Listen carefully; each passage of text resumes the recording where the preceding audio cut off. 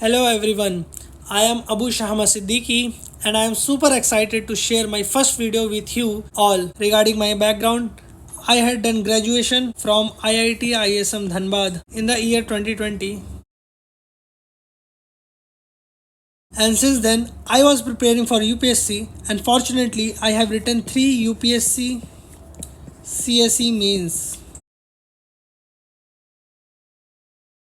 with mathematics as an optional.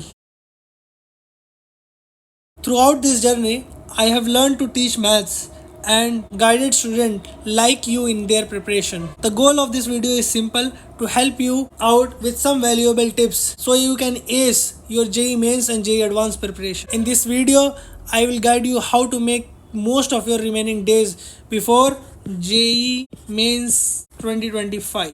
One note is there: since I am not using any good third party microphone, my voice, there would be noise in the background. So without wasting time, let's get started. In this video, we will look at the strategies we are going to adopt so as to increase our marks, है ना?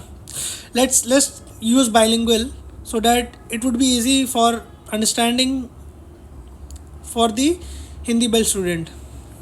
Number one, we will look into what topics to prioritize which are high weightage. Okay. Secondly, we will see how to revise smartly. इसमें हम लोग देखेंगे दो major methods, scientific methods. Number one is spaced repetition and the second is active recall. And third thing that we look it is 80/20 principle, that is known as Pareto's principle. And third is we will look into the time management strategies, time management for the remaining days and time management during the 3 hours in the exam hall. This is very crucial aspect as we know that this creates a lot of tension during the exam hall.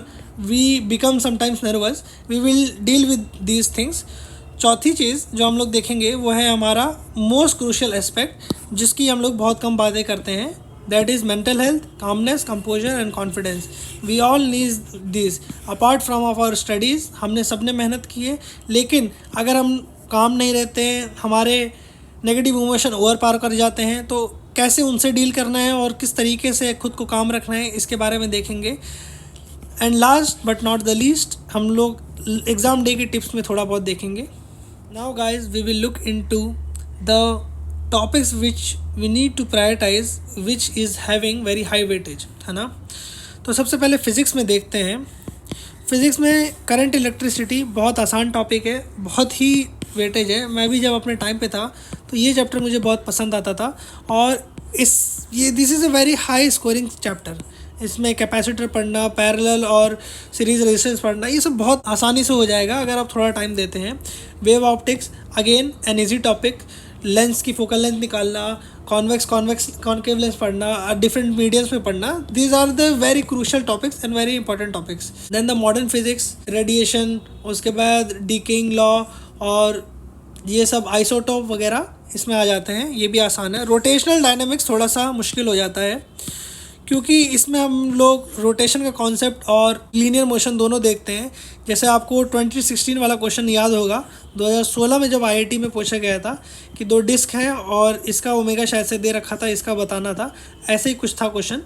तो this types of question becomes very tricky and these are the question जो आपका time खाते हैं, क्योंकि exam paper इस तरीके से design किया जाता है जो कि आपकी सिर्फ नॉलेज नहीं चेक करता है, बल्कि आपका एप्टीट्यूड और आपका स्ट्रेस कंडीशन भी चेक करता है कि which question you are leaving and which question you are doing. जो टाइम मैनेजमेंट वाला पार्ट है ना, वो बहुत इंपॉर्टेंट हो जाता है यहाँ पे इस टाइप के टॉपिक से डील करने के लिए. नेक्स्ट है हमारा centre of mass, laws of motions. Laws of motions भी बहुत इजी टॉपिक है. Work, energy and power, this is very interesting topic and very highly rewarding topic. I would recommend you to prioritize this topic also. Kinematics, easy topics, doable. KTG and thermodynamics, this again is a very easy topic, this is doable. I preferred this at my time. AC, alternating current, it is also doable topic, you can focus on this also. Rest of the topics, if you get time, do prioritize, otherwise these topics must need to prioritize. Then हम लोग chemistry में आ जाते हैं. Chemistry में हम जैसे जानते हैं 3 पार्ट्स हैं, फिजिकल केमिस्ट्री, ऑर्गेनिक केमिस्ट्री और इनऑर्गेनिक केमिस्ट्री. में हम लोग पीरियोडिक ब्लॉक तो ज़रूर से ज़रूर देखना है, हमेशा क्वेश्चन आते हैं इससे। पी ब्लॉक से भी आते हैं question. Transition element, coordination compound, coordination compound is very very important, इसको एक बार देख लीजिएगा, स्ट्रक्चर देख लीजिएगा, आसान होता है, समझना भी आसान होता है। फिर थर्मोडायनेमिक्स, गैसियस स्टेट्स, ये भी देख लीजिएगा। न्यूक्लियर एंड एनवायरमेंटल केमिस्ट्री बहुत बेसिक्स होती है, क्लास 12 के लास्ट चैप्टर्स में होती है ये चीज़। Solid state and surface chemistry, chemical and ionic equilibrium, आसान होता है, बहुत इंटरेस्टिंग होता है ये, ठीक है। Chemical bonding and atomic structure. Maths, अब आ जाते हैं मैथ्स में, my favourite, and I am also by the way a maths teacher only. Maths में देख लेते हैं, मैथ्स में आपका डिटर्मिनेंट आ जाता है, 3D ज्योमेट्री आ जाता है, थोड़ा सा विजुअलाइजेशन की ज़रूरत है 3D ज्योमेट्री में, बाकी आसान है। स्ट्रेट लाइन काफ़ी आसान चैप्टर है, फार्मूला बेस्ड है। Sequence and series again easy topic. Conic section थोड़ा टफ पड़ जाता है, लेकिन देयर इज़ अ सिमेट्री, है ना, चीज़ों में सिमेट्री होती है, जैसे ellipse, hyperbola, parabola. Like for example आप कोई भी कॉनिक सेक्शन लेते हैं, पैराबोला ले लिया, इलिप्स ले लिया या हाइपरबोला ले लिया, तीनों के लिए जो टेंजेंट की इक्वेशन है at any point alpha beta on the ellipse it will be T equal to 0, है ना। टी हम देख चुके हैं क्या होता है इस कंडीशन में। So is difficult, I agree it is difficult but it is doable. अगर आप फॉर्मूलाज ध्यान से देखें, चीज़ें अच्छे से याद करें, it is doable and very highly scoring rewarding. Statistics छोटा सा चैप्टर है, मीन, मोड, मीडियन और वेरिएंस, स्टैंडर्ड डेविएशन, बस यही चीज़ों में स्टैटिस्टिक्स आपका हो जाता है। मैक्सिमम मिनिमम निकालना किसी भी फंक्शन का। क्वाड्रेटिक इक्वेशन इजी चैप्टर है, बहुत ही आसान चैप्टर है, डूएबल है, आप कर सकते हैं। Sum of the root, product of the roots, इन्हीं सबसे ज़्यादातर क्वेश्चन आते हैं। Vectors again very interesting chapter, doable. And vector और 3D का बहुत बड़ा अच्छा कोरिलेशन है। अगर आपकी वेक्टर स्ट्रांग है तो आपकी 3D भी स्ट्रांग हो जाएगी, अगर आपकी 3D स्ट्रांग है तो वेक्टर भी स्ट्रांग हो जाएगी। और वेक्टर के कॉन्सेप्ट कई बार 3D में लगते हैं। फॉर एग्जांपल, अगर कोई भी प्लेन आपके पास दे रखा है और आपको इसकी इक्वेशन लिखनी है, कोई भी पॉइंट x1, y1, z1 दे रखा है, तो और इसका नॉर्मल आपको दे रखा है lmn, तो आपको इक्वेशन कैसे लिखते हैं, x minus x1 into L plus m into Y minus y1 plus n into minus z1 equals to 0। इसी को हम लोग वेक्टर्स में कैसे लिखते हैं। सपोज़ कोई ऐसे हमारे पास नॉर्मल है n कैप और यहाँ पे कोई पॉइंट है r0 जो कि ओरिजिन से r0 उस पर है, और कोई भी पॉइंट है r जिसकी हमें इक्वेशन लिखनी है, तो r माइनस r0 जो वेक्टर होगा जो कि इस प्लेन में लाई करेगा, और यहाँ पे जो हमारा एन कैप है इसके परपेंडिकुलर होगा, तो बस एन कैप से डॉट कर देंगे तो ये 0 कर देंगे इसको, तो ये हमारी equation of the normal plane हो जाएगी। दिस प्रूव्स दैट कि 3D और वेक्टर्स में बहुत अच्छा रिलेशन है। The next concept is trigonometric equations. Trigonometry भी आसान चैप्टर है। फिर डिफरेंशियल इक्वेशन थोड़ा टफ पड़ जाता है, बट अगेन डूएबल है। कॉन्फिडेंस रखिए, प्रैक्टिस कीजिए, आपके जो मॉक्स हैं उसको देखिए। डेफिनेट इंटीग्रेशन, इनडेफिनेट इंटीग्रेशन थोड़ा हार्ड पड़ जाता है, but definite integration is definitely easy.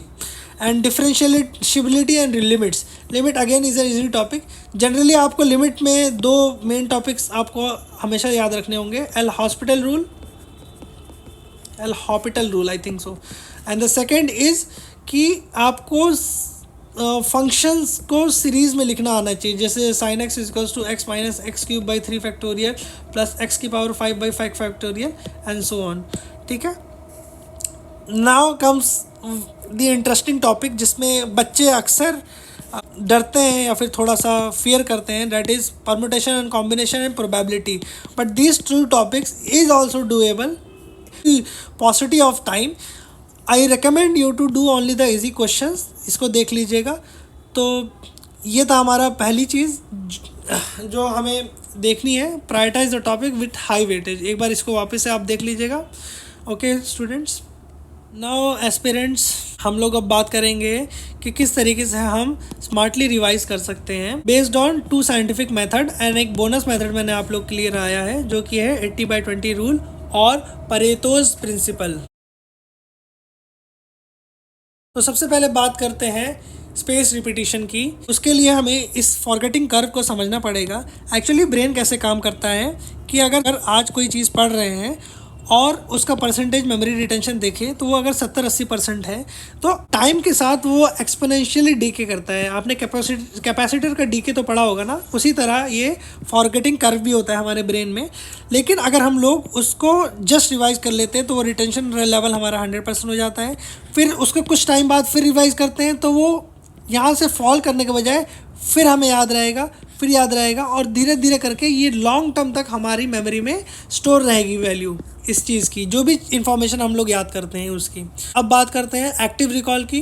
Active recall ये टेक्निक बताती है कि माइंड में आपके ब्रेन में जो इन्फॉर्मेशन है ऑलरेडी, उसको एक्टिवली उस जगह से लोकेट करना और वहीं पे सोचना, रादर देन आपकी आइज से जो आपको दिखती हैं चीज़ें रिव्यू नहीं करना है चीज़ों को, मतलब कि पैसिवली नहीं पढ़ना है, उसका एक्टिव रिकॉल करना है। इसका क्या तरीका है?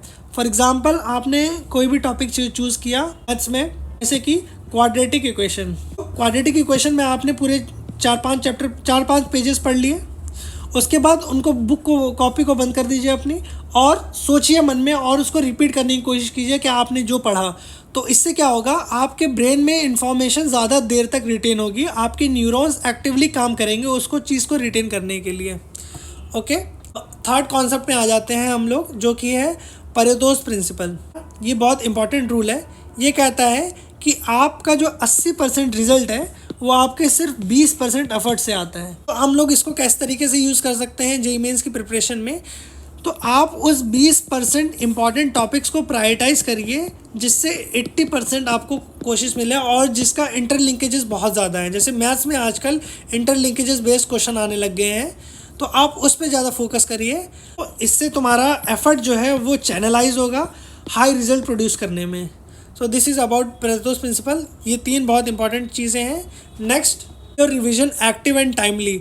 रिवीजन को बोरिंग नहीं बनाना है, उसको एक्टिवली करना है। आप चाहेंगे तो अगर आपके पास फ्लैश कार्ड्स है तो फ्लैश कार्ड्स का यूज़ कर सकते हैं, या फिर एक फ्री टूल है एंकी, आप उसका भी यूज़ कर सकते हैं अपने पढ़ाई को एनहांस करने के लिए। नेक्स्ट इज़ आप मॉक टेस्ट दीजिए, उसको प्रैक्टिस कीजिए, PYQs प्रैक्टिस कीजिए। और एक और टिप, जब आप कुछ भी टॉपिक्स पढ़ रहे हों तो उसके बाद उसको या तो अपने कलीग्स के साथ, फ्रेंड्स के साथ डिस्कस कीजिए, तो फिर किसी को पढ़ाइए वो टॉपिक।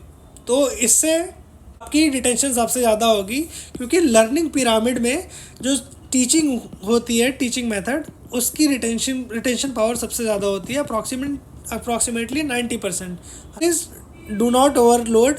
विजन करो लेकिन ओवरलोड मत लो, मत लो। एक टाइम पे एक टॉपिक पे फोकस करो, उसको कंप्लीट करो, है ना, और उसके बाद सेकंड टॉपिक पे मूव करो और थर्ड टॉपिक पे मूव करो। टाइम ब्लॉकिंग का यूज़ करो कि अगर मैं सुबह 9 से 12 केमिस्ट्री पढ़ रही हूँ, देन मैं 12 से 5 फिज़िक्स पढ़ूंगी, और 5 से फिर रात के 10 बजे तक मैं मैथ्स पढ़ूंगी या पढ़ूंगा। ओके, स्मार्ट रिवीजन टेक्निक्स अपनाने से आप अपनी पढ़ाई को स्ट्रीमलाइन कर पाएंगे। रिकॉल से आप अपने कॉन्सेप्ट को स्ट्रॉन्गर बनाएंगे। स्पेस रिपीटिशन से तुम्हारे ब्रेन को लॉन्गर टर्म तक याद रहेगा, और पेरेटोस प्रिंसिपल से आप अपने एफर्ट्स को टारगेटेड बना सकेंगे। That's all. अब हम लोग अपने नेक्स्ट चीज़ पे मूव करेंगे, जो कि है टाइम मैनेजमेंट टिप्स। तीसरे कॉन्सेप्ट की बात करेंगे, that is time management strategies for the remaining days and during 3 hours in the exam hall. इसके बाद हम लोग based on the video on demand करेंगे। अगर आप लोग चाहते हैं लास्ट मिनट टिप्स के बारे में तो कमेंट करिएगा, और मैं इस पे बाद में वीडियो बनाऊंगा। तो चलते हैं कि रिमेनिंग डेज़ में आप जेईई मेंस का जो जनवरी वाला सेशन है उसके लिए कैसे यूटिलाइज़ कर सकते हैं। And one more important thing, ये आपके अप्रैल वाले सेशन के लिए भी इम्पॉर्टेंट है, प्लस जेईई एडवांस के लिए भी इम्पॉर्टेंट है। सो इस वीडियो को सेव कर लीजिएगा और बार बार देखिएगा, ताकि आप इस चीज़ से अपना मैक्सिमम बेनिफिट उठा सकें। सबसे पहला कॉन्सेप्ट है वर्क इन ब्लॉक्स। ये डीप वर्क का कॉन्सेप्ट है, जो कि कैल न्यूपोर्ट ने दिया है। इसमें 2 चीज़ें आते हैं, एक है डिजिटल मिनिमलिज्म, है ना, कि अपने फ़ोन और सोशल मीडिया से दूर रहो अभी। It should not occupy your brain space, otherwise you will and up spending your energy currency in the less important task, that is shallow work. Yo aspirants, अब हम लोग नेक्स्ट टॉपिक पे बात करेंगे, जो है mental health. Calmness, composer, confidence, है ना। इसमें हम लोग 4 चीज़ों पे बात करेंगे। स्ट्रेस को मैनेज कैसे करना है, ब्रेक्स लेना, पॉजिटिव रहना और खुद को कंपेयर नहीं करना है किसी के साथ। यार एक बात समझ लो, जेईई मेंस की प्रिपरेशन सिर्फ पढ़ाई तक लिमिटेड नहीं होती, मेंटल हेल्थ भी तुम्हारे लिए उतनी इम्पॉर्टेंट है। ओके, मेंटल हेल्थ पे फोकस करना बहुत ज़रूरी है और मेंटली स्ट्रांग बनना बहुत ज़रूरी है। ये एक लाइफ की क्वालिटी है, ये तुम्हारे साथ हमेशा ये स्किल काम आएगी आगे लाइफ में कहीं भी, चाहे तुम आईआईटी में पढ़ रहे हो, चाहे तुम किसी और कॉलेज में पढ़ रहे हो, एनआईटी में, लेकिन this will always help you in every managing the crisis. Okay, सबसे पहली चीज़ स्ट्रेस को मैनेज करना है।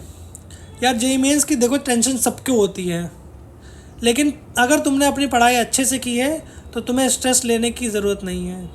ये एक एग्ज़ाम है, रिमेंबर, ये इट्स जस्ट एन एग्ज़ाम। तुम्हारे करियर की एक स्टेप है, तुम्हारे करियर की एक स्टेप है ना। जेईई मेंस यहाँ पे है। अभी तुम कितने के होगे, 18 से 20 साल के। अभी लाइफ में बहुत कुछ अचीव करना है in the next 1 decade। This is just a step in your life. Next thing is आपको ब्रेक्स लेना है। एक इम्पॉर्टेंट चीज़ है, बहुत बड़ी इम्पॉर्टेंट चीज़ है। अगर तुम 4 घंटे कंटिन्यूसली पढ़ रहे हो तो उसके बाद 15 से 20 मिनट का ब्रेक लो। अपने दोस्तों से बात करो, वॉक पे जाओ, कोई गेम खेलो, ऑब्वियसली आउटडोर गेम या फिर इंडोर गेम। मोबाइल की क्रेविंग को बंद करो, है ना। मोबाइल की क्रेविंग हर किसी को होती है, यार इतना पढ़ाई की, इतनी मेहनत की, मैं मोबाइल देख रहा हूँ। नहीं, वॉक पे जाओ, दोस्तों से बात करो, बैडमिंटन खेलो, कुछ करो, पुशअप्स मारो, स्किपिंग करो, लेकिन मोबाइल की क्रेविंग से दूर जाओ। क्रेविंग नहीं होनी चाहिए, तुम्हारे ब्रेन को रॉट करेगा, ब्रेन को रॉट करेगा। सर्च कर लेना, 2024 का वर्ड ऑफ द ईयर यही है, ब्रेन रॉट, इसका ऑक्सफोर्ड डिक्शनरी का। नेक्स्ट इज़ स्टे पॉजिटिव और अपने आप पे ट्रस्ट रखो। यार खुद पे ट्रस्ट रखना और खुद पे बिलीव रखना बहुत ज़रूरी है। आप खुद पे ही ट्रस्ट नहीं करोगे तो कोई और कैसे करेगा? आपके फ्रेंड्स, आपके रिलेटिव्स, आपके कलीग्स, आपके teachers. You need to trust first your self. हर किसी ने अपने आप पे स्टार्टिंग में ट्रस्ट किया है ना, जब कोई उनके पास नहीं था। सब जानते होंगे इनको, वर्ल्ड के रिचेस्ट पर्सन हैं। रिसेंटली उन्होंने, इनकी नेटवर्थ ये क्रॉस की गई, उन्होंने $400 बिलियन, जब कोई नहीं था। He was the first person in his life to bet $1 billion.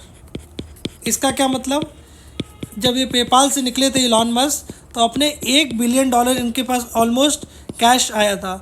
3 company में लगा दिया इन्होंने, solar city, Tesla and SpaceX. सारा पैसा, इतना भी नहीं था कि खुद का अपार्टमेंट खरीद सके, अपने दोस्त के अपार्टमेंट पे रेंट पे रहते थे। So he believed in himself, he believed that this company one day succeed, and today पूरी दुनिया जानती है इलॉन मस्क को, शायद मार्स के लोग भी जानते हो। सो पॉइंट इज़ खुद पे ट्रस्ट करो, है ना। Next thing is do not compare your self with others. It's natural to compare yourself with others, but remind yourself, your journey is different, है ना।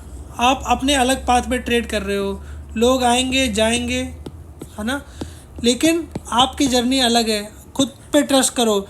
एक्चुअली होता क्या है ना, जब आप नीचे, आपके मॉक आपने कम दिए हैं, टेस्ट आपने कम लगाया, और कोई बंदा है जिसके आपसे ज़्यादा मार्क्स आ रहे हैं जेईई मेंस में, और या आप रिपीट कर रहे हो तो उसकी परसेंटाइल पिछली बार ज़्यादा थी और आपकी कम है, तो इससे क्या है ना, आप अपने आप पे जो आप रियल पोटेंशियल अपना अचीव कर सकते थे वो नहीं कर पाते हो।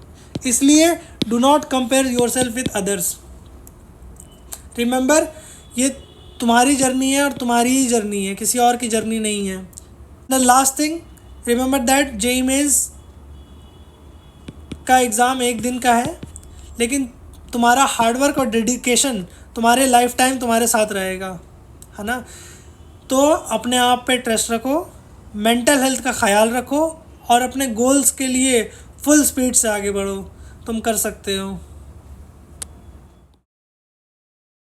अभी तक हमने देखा जेई मेंस 2025 के लिए what to do in the remaining days.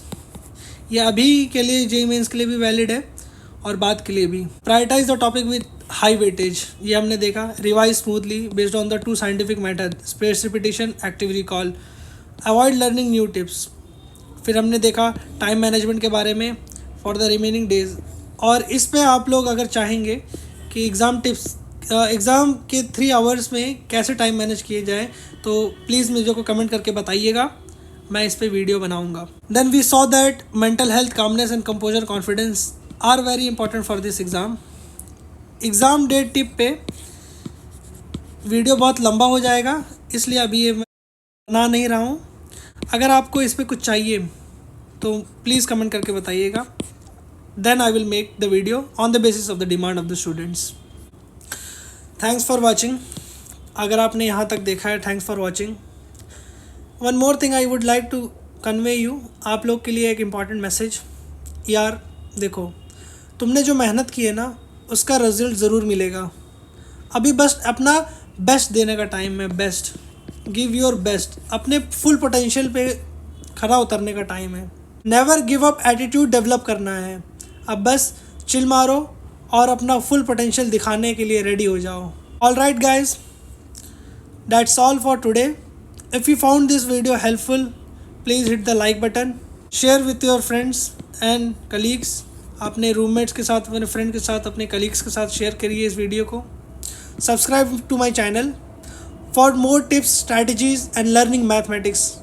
All the best guys, all the best for JEE Mains 2025 and beyond. See you guys in the next videos. तब तक के लिए